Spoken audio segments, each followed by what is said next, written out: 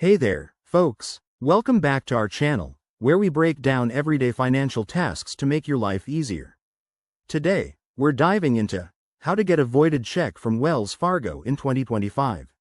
If you're setting up direct deposit, verifying your account for a new job, or handling any banking essentials, a voided check is your go-to tool.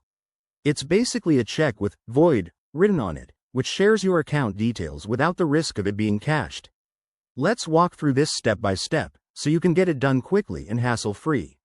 First things first, make sure you have access to your Wells Fargo account. The easiest way is through their online banking portal or mobile app, which is super user-friendly in 2025. Start by logging in with your username and password.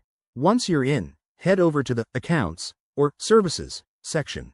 Look for something related to checks or statements.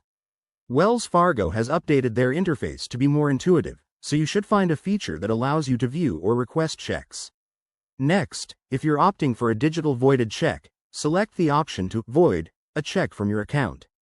This might involve choosing a specific check number or generating a new one virtually.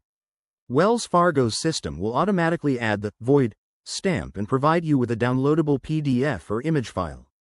It's that simple. If you prefer a physical copy, you can request one through the app or website, and they'll mail it to you, or you can visit a local branch for immediate assistance.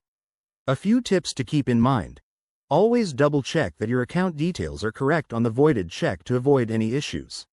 Also, protect your information by not sharing it unnecessarily.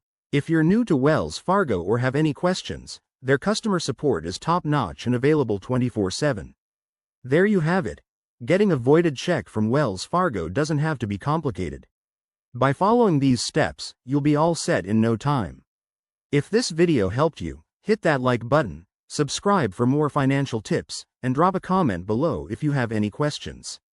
Thanks for watching, and we'll see you in the next one.